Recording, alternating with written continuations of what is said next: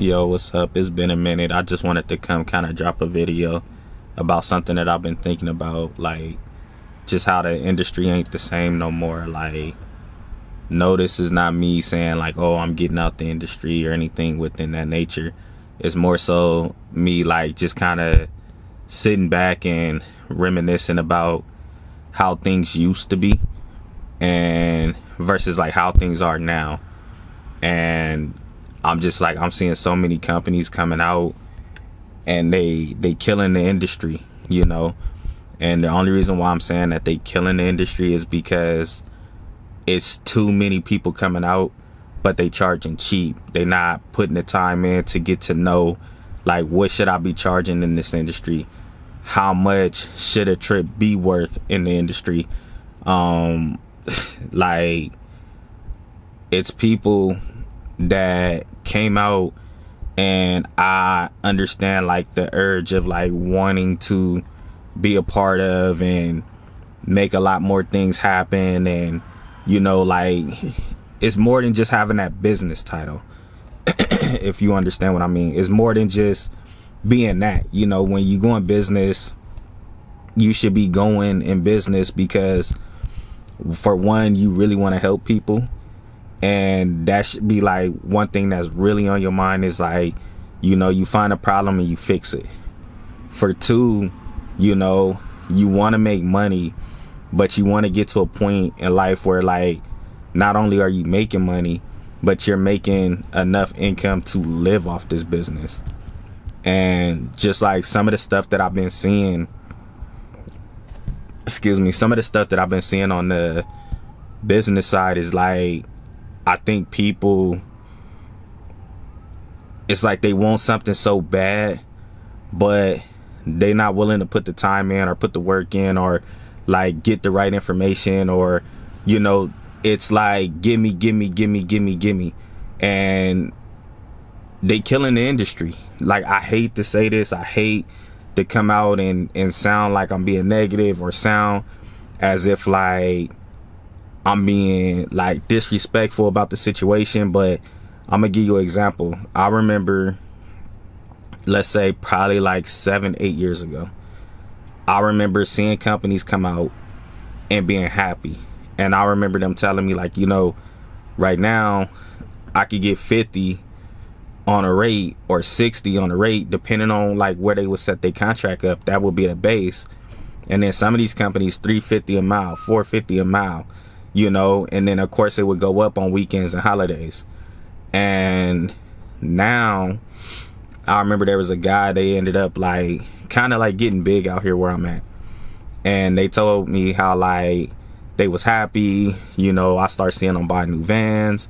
I start seeing them like actually really start to expand, and I was happy for them because I remember when they was working night and day, you know, and day and night. And I just remember the dude being tired, and he like, yo, we got employees now, we got a dispatch now, we got this, we got that. And I was like, dang, like a genuinely like happy. And I remember seeing him, this is probably like a little bit before the pandemic, and I remember him telling me like, yo, the industry ain't the same no more. It's so much stuff going on in the industry where it's like there's companies that's literally coming out taking $20 a base, $1.50 a mile, you know. And I'm like, damn, you know. And I didn't get it, nor did I understand like what he was trying to get at back then, but I'm starting to get it and see where he's getting at now. And now like I'm seeing a lot of companies doing $60 on a round trip, $70-$80 on a round trip. And it's like we started off cheap as a cheaper company, and then over time like we had to increase our value. We had to understand what it is that we're doing, what we're bringing to the table. You know, once you get into this industry and you really in it, you got to understand like the repair costs. I wanted to do a video so bad about repair costs, and like this is more than just the tires and the oil change. Like, this is like transmissions going out, and you know, like this going out and that going out. I remember one time we spent $7,000 in 1 month on getting all 3 vans fixed just for them to go out the following month, you know. And it's like, you gotta think, like, when you running these vehicles and you running them hard, and in our situation, we would get up 3 o'clock in the morning, 3 o'clock a.m., get up, get ready, be out the door by 4 something to go pick up our first dialysis patient. Our last dialysis patient that we would probably be picking up sometimes will be 12:30 at night. So that's just me giving you kind of like an example of what it is when I'm saying, like, we're running these vehicles literally to the ground. So I'm watching companies and they coming in, and I'm looking at like some things, like, and I'm like, this ain't adding up, you know. And I'm seeing how there's so many people getting outbidded on contracts because what once was is once not, or is not what it is anymore, you know. So you look at a company and you think like, okay, I'm coming out, I'm gonna start this business, I'm gonna get in this industry. But then you gotta think, like, some of these people, you might be paying $900 a month for insurance, $1,200, $1,300, $1,400, $1,500 a month for insurance on one van. You might be spending about $70 in the morning on gas, and you might be dropping another $70 in the afternoon, like more towards later on in the day on gas. Sometimes you might be spending a little bit more than that, you know, just on gas. And I'm not talking about like for the week, the month. I'm talking about per day. You know, you think like when it's the summer, how many times are you, like, how long are you keeping on that AC? When the winter come, how long are you keeping on that heat? Then you running from certain place to certain place, point A to point B. And I'm just looking at companies and I'm just like, what are y'all doing? What are you doing? You killing the industry. So then I'm seeing so many comments like, why is nobody giving me the blueprint? Why do I have to pay to get the blueprint? I shouldn't have to pay. No, the problem is that, to me personally, I feel like if you are coming on here like to jump in an industry and you really want to learn that industry and you haven't took the time to like pay to get into that industry, you shouldn't get in it.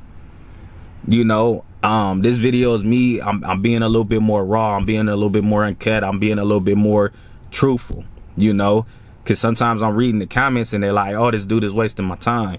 This dude ain't really telling me what I need to do. But let me tell you something about being a business owner.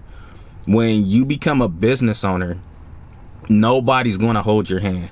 Nobody's going to tell you what to do, what move to make, if that's the right play or not. Yeah, you're going to get in the industry. You're going to find like-minded people. You're going to find people who have contracts maybe similar to you, go to the same places as you. They'll give you game over time. But if you want somebody to walk you through step by step, like a mentor or a business coach or something like that, yeah, like those people who you're seeking for them to give you certain information, you're going to have to pay them, you know. So when I come out and I'm like, you know, the only reason why I really, like, honestly, the only reason why I don't go that route is because, like I said, like where I'm at in one location, you don't need permits, but in the same like city, same everything, you go 30 minutes up and you need permits.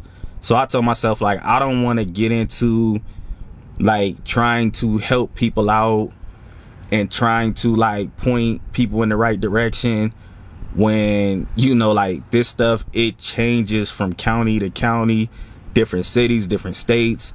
Like it is so much that go into it. And I feel like if I like genuinely wanted to help somebody like grow and win in the industry, like I would really want to put my all into that. If that makes sense. Like I wouldn't want to help you from me being where I am and you being where you are.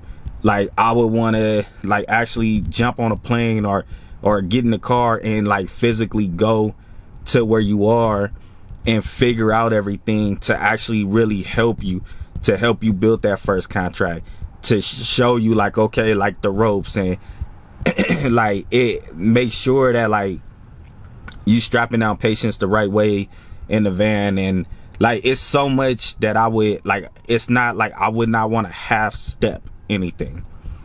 And then on top of that, like we dealing with the aftermath of what COVID done to a lot of us as business owners. So for me, like my mindset and my focus and everything that I have going right now was more so like, you have to build it back up, you know. Just imagine how many patients we lost during COVID, you know, and you got to understand like that those patients was our target market, you know. So now like here we are like trying to rebuild everything back up and trying to get everything back to where it once was. And I'm looking at companies right now that's coming out, and of course like they doing so many low balling trips to the point where it's like, do I hate them for it? No. Do I knock them for it? No. Do I feel like we all have like a certain point in time in life where we all have to like get to a point where it's like, okay, we're here, but now we have to move up here? Yeah. But the problem with some the newer companies that's coming out is they're making too many mistakes, you know. And with that being had of the too many mistakes, it's causing for us to pay for, you know, like those things. So like I said, the metropolitan area here, when I first started like as a driver in the non-emergency medical transportation industry, we didn't have like some of these rules and some of these things. But over time, a lot of people got in the industry. People was tying people down because like the straps broke or whatever. So they was like tying people's wheelchairs down on bungee cords, certain things like this. This is true stories, you know. Patients was getting hurt. All kind of stuff was starting to happen to where the city had to jump into the industry. So now that the city's in the industry, that's where we have to go, and they have to check the vans. They have to make sure that the straps is there. No checking engine lights is on the van. Everything is running good. You know, like the whole nine. They making sure that the insurance is there. We have to turn in and submit our insurance to them. You know, it's like so much stuff going on. I remember when I got in the industry back then, the insurance wasn't even as strict as it is now. Now, like the insurance, they got super strict. You know, I remember it was so many companies jumping in the industry at one point in time to where so many patients was getting hurt that they had to keep paying out claims. I remember when an insurance company, I don't even remember the name of the company, I remember they dropped our insurance, like just dropped it. We wasn't a part of any of that, but I remember they didn't want to do the NEMT thing anymore. I didn't even know it was possible. They dropped that, our insurance. I remember them sending us a check, and then we was like, yo, like we thinking like, did we already pay and that's why they sending us the check back, or what's going on? And then they kind of like in a nice way told us how they was moving on from the NEMT and all this other stuff, and they wouldn't do it anymore, you know. So now like for the new people that's coming in and you're hearing these rates and you're like, why is it so expensive? That's why it's so expensive. So many people came in the industry, but they never took the time to learn the industry. And that's why you see all these videos going around and they like learn it like. And you know, if you watched any of my videos previously before, I'm big on like go work for a company and get that like that education behind what it is that this company is doing and how this company is moving. And another thing that's good about that is what some people don't understand is, so when you go work for a company, they're going to put you on their insurance policy. Once they put you on the insurance policy, now you have 6 months, a year, whatever, 2 years, whatever amount of time, you have that on your record now. And they're like, okay, this person was with this company, they can pull that, and then you can get a better like insurance rate. You know, I'm not saying nothing that I'm saying like to discourage you guys. I gotta go pick up a patient soon, so that's why I'm kind of, well, right now, so I'm gonna end the video. But I'm not saying none of this stuff to discourage you guys or anything like that.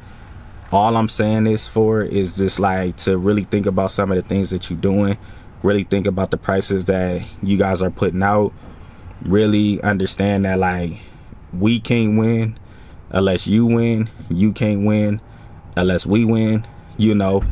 So we all have to get to a point in life and in business where we kind of gotta be like right there, like neck and neck when it comes to the pricing, you know. So if you charging, let's say if a person charging 150, somebody might be charging 155, 160, 165, like then it's like things are doable. But when you get in this industry and you're charging 160, 155, 175, 200, whatever it is, like for a trip, but then you start seeing these other companies and they coming out, they charging $60, $70, $80 for a trip, for the same trip. What happens is, like, now these contracts, they feeling as if like, well, we can't really like use you or trust you because you charge this price, but this company charged that price.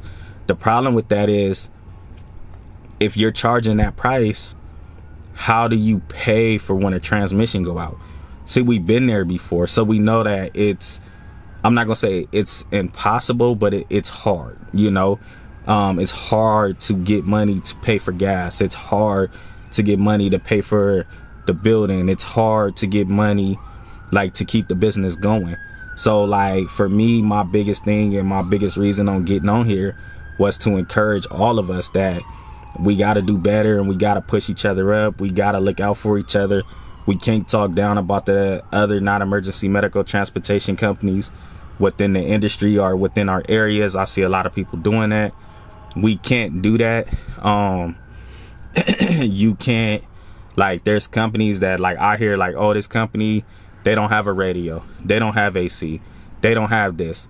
Okay, they may not have those things now, or they may have had it at one point but it went out, or they can't afford to get that stuff fixed right now. You know, that's how I think. I've been around the industry so long that I've seen it with bigger companies, you know, companies that got 100 vans, companies that got 50, 60 vans, you know. Some of them be like, well, I don't care because we got plans on bringing on new vans. And here we are talking down on those companies, but not even knowing this company about to spit out 15 new vans, you know. So I just say, like, I'm saying all this to say, you know, we in the community have to bring everything together and make sure that like these prices is like somewhat matching. And not only that, for the people who are in the community that are the industry, like, we got to grow together. But to step into this entrepreneur like line of work or duty, just make sure no matter what you're doing in life, like, you're studying this stuff on your own. You taking the time out on your own to go out and research and read and like get out there and talk to like some of these companies in your community. You know, like, YouTube is a great source. There's a lot of great people in your community that's there and they willing to help, but you cannot put all the work out and expect for them to be the main ones to like grow your business or think for your business. Because you got to understand, like, a lot of these people, they got businesses too. They got to think for those businesses that they have. They got to front the bill on the gas. They got to front the bill on the maintenance, on the office, on all the stuff on the behind the scenes that we don't get to see. You know, these people, they have regular lives that they have to live too. So when we come on and we getting under the comment section and we're bashing and we're bashing and we're bashing, you got to understand, like, every single business, the reason why people want to use you is because there's something unique about what you bring to the table. There's something unique about what you offer. And whatever that thing is that's unique about what you're bringing to the table or what you're offering is what's going to keep you in business. You don't want the same business platform. You don't want the same business goals. If it's not to grow the business or to get more vans or, you know, get more contracts, if it's not that, something has to be unique and something has to be different. So this video, I came on, I said what I had to say. I stand on a lot of what I'm saying, on everything 100%. But remember, you know, at the end of the day, anything that you want to do in life is up to you to do it, not nobody else, you know, and just take them steps. You know, I don't mind dropping videos. I don't mind telling nobody anything, or like being that word of encouragement, but I want to see you be able to do it too, you know. And with that said, have a good one. Take care.